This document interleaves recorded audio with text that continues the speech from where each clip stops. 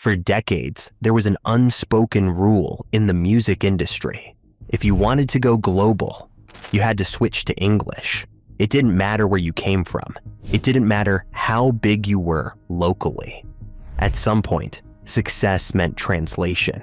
But then came an artist who ignored that rule completely. Bad Bunny didn't adapt to the system. He proved the system had already changed. Before streaming reshaped everything, the path to global success was controlled. Radio stations, record labels, television networks, and most of those systems were centered in English-speaking markets. Latin artists had crossed over before, but usually that crossover came with adjustments, collaborations in English, albums designed for international audiences, a shift in identity to reach a wider market. That was the model. It wasn't just about talent. It was about fitting into a structure that already existed. Then Bad Bunny emerged from Puerto Rico with a different approach. He wasn't trying to translate himself. He was building something that didn't need translation. At first, the industry didn't fully understand what he represented. His sound blended reggaeton, trap, and Caribbean influences, but it didn't follow a traditional formula for global pop. More importantly, he didn't soften his identity. He didn't change his language. He didn't reshape his image to fit Western expectations. And for a long time, that would have been a limitation, because historically, global exposure depended on approval from the center of the industry. If radio didn't support you, growth was slower. If labels didn't push you internationally, reach was limited. But something fundamental had already started to shift.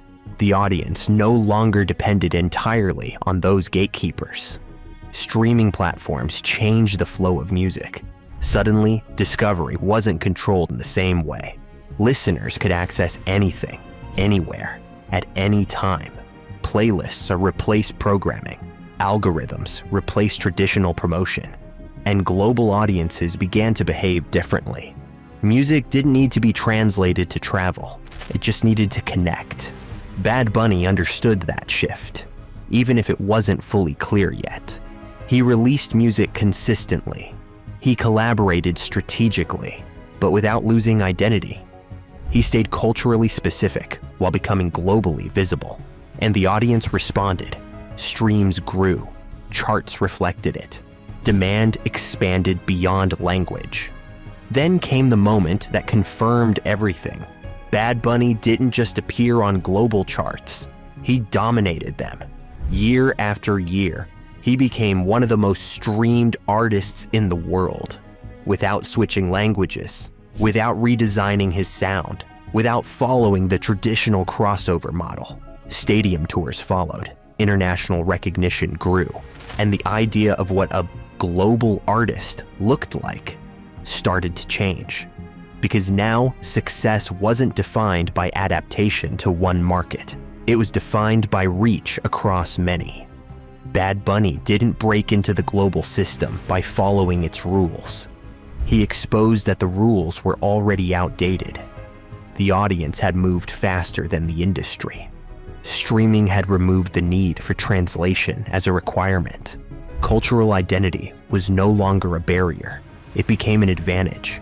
And the center of the music industry was no longer fixed. Because sometimes going global isn't about becoming something else. It's about becoming so big, the world adjusts to you.